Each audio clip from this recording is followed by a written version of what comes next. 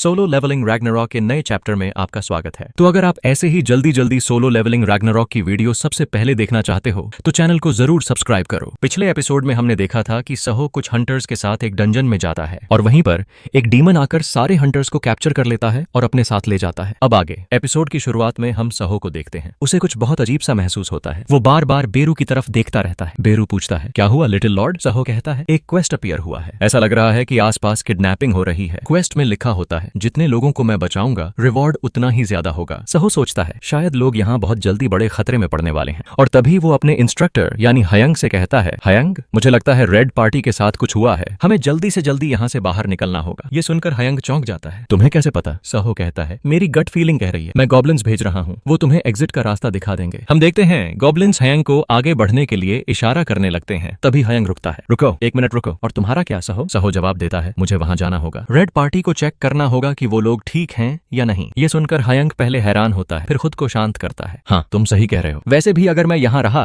तो तुम्हारे रास्ते में ही आऊंगा। मैं हंटर एसोसिएशन को मदद के लिए बुलाता हूँ। सहो कहता है, थैंक यू सो मच। हयंग के जाने के बाद हम देखते हैं सहो ग्रे को बुलाता है। शैडो के अंदर से ग्रे निकलता है, ग्रोएल करता है और फिर अचानक उसका रूप बदल जाता है। दोनों मर्ज हो चुके होते हैं। उसके हाथ में वही गॉन्टलेट होता है जो वल्कन के हॉर्न से बना हुआ है। सहो कहता है, हमें जितना जल्दी हो सके उतना जल्दी वहां पहुंचना होगा। ये कहते ही वो पूरी स्पीड से दौड़ पड़ता है। सीन शिफ्ट होता है। हम रास्ते देखते हैं, चारों तरफ खून बिखरा हुआ है। हालात बेहद खराब हैं। और तभी हम रेड टीम के लीडर को देखते हैं। उसकी हालत बहुत खराब है। नाक, मुंह, हर जगह से खून बह रहा है। उसे खींचते हुए वही डीमन बोलता है, रूट सिक्योर्ड। दूसरा भाई कहता है, वाह तुम यहाँ बहुत जल्दी आ गए मेरे भाई। हमने जितना एक्सपेक्ट किया था उससे भी ज्यादा जल्दी। तो तुम्हें पता है गेट्स जल्दी ही ओपन होने वाले हैं और डीमन भी जल्दी ही समन होंगे। वो जवाब देता है, मैं फास्ट हूँ, मैं जीतता हूँ। दूसरा भाई हंसता है, ठीक है तुम्हारी जीत की खुशी में चलो काम और तेज करते हैं। वैसे भी ये बहुत अच्छा हुआ कि अब हमारे पास फायर रूट की कोई कमी नहीं है। अब हम इस स्टारडस्ट की बैच को पूरी तरह तैयार कर पाएंगे। इसमें अब कोई गड़बड़ नहीं आएगी। वो भी ये सुनते ही मेन ब्रदर की आंखों में ग्लो दिखाई देता है, बिल्कुल वैसा ही जैसा हमने पहले ब्रोकी की आंखों में देखा था। वो कहता है, दी पॉइजन जो डीमन सीक्रेट आर्ट के थ्रू पास डाउन होता है, ब्लड रेस पॉइजन, ये इतना ताकतवर है कि दूसरों की मैजिकल पावर को बहुत ज्यादा बढ़ा देता है। और उसके हाथ में हम वही स्टारडस्ट की बॉल देखते हैं। वो उसे देखते हुए कहता है, यही है stardust, original blood race poison. लेकिन इसका एक बहुत खतरनाक साइड इफेक्ट भी है। ये यूजर की लाइफ फोर्स को भी चूस लेता है और इसी वजह से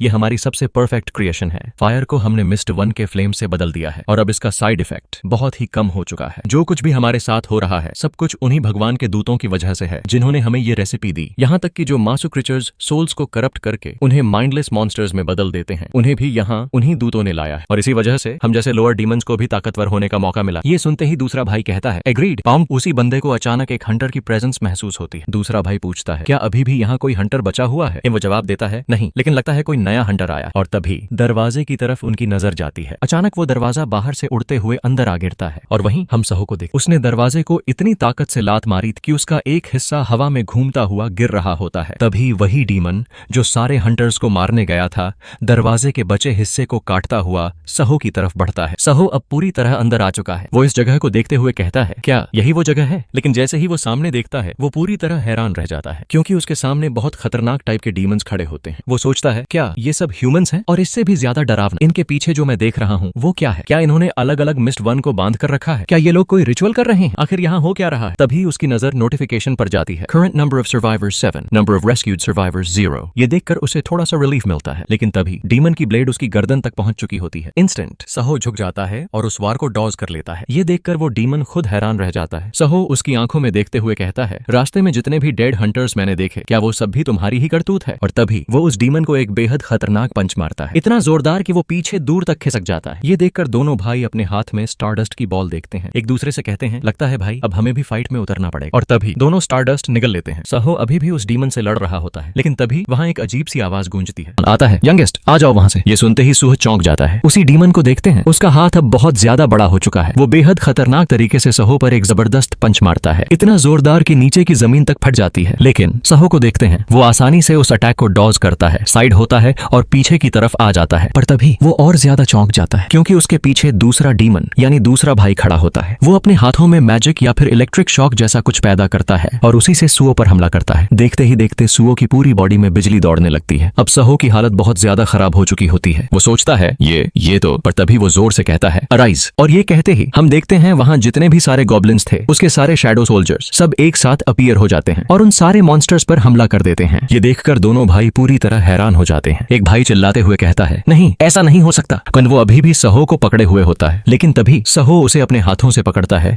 और जोर से दूर फेंक देता है। अब ये देखकर दोनों भाई आपस में बातें करने लगते हैं। भाई ये क्या? दूसरा भाई कहता है, हाँ देख के तो ऐसा ही लग रहा है जैसे हम अपने सामने शैडो मोनार्क को देख रहे हों।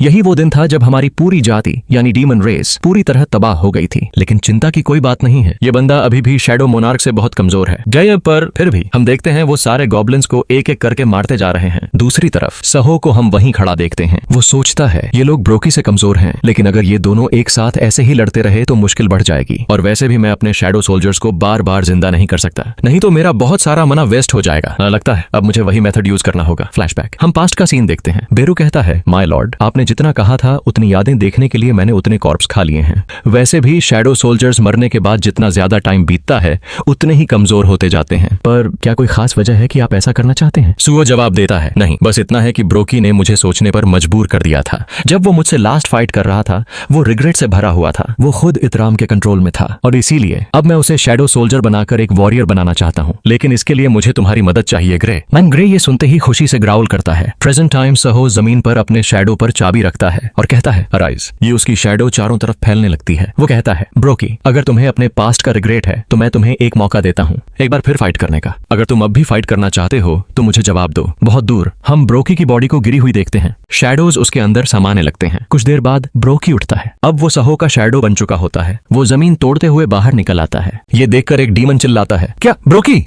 क्या इसका मतलब इसी बंदे ने उसे मारा था? वेरल सहो कहता है, और अब ग्रे और ब्रोकी दोनों मेरे साथ फाइट करेंगे। अब हमारे नंबर उनके नंबर के बराबर हो चुके हैं। वहां दूसरी तरफ बेरू ये सब देखकर जलने लगता है। वो सोचता है, माय लॉर्ड मैं भी यहाँ हूँ। और सहो गुस्से में कहता है, ठीक है अब देखते हैं ये सब कहाँ तक जाता है। और तभी कुछ अजीब होता है। एक रेड डंजन या पोर्टल ओपन होता है। उसके अंदर से कोई बाहर आने लगता है और तभी हम एक एल्फ लड़की को देखते हैं। वो इन सबको लड़ते हुए देखकर सोचती है, तो यही है। यहीं पर ये एपिसोड खत्म होता है। अगला एपिसोड अगले हफ्ते यानी थर्सडे को आएगा। अगर आपको ऐसे ही जल्दी जल्दी अपडेट चाहिए तो चैनल को सब्सक्राइब करो, वीडियो को लाइक करो और stay tune. Thank you so much.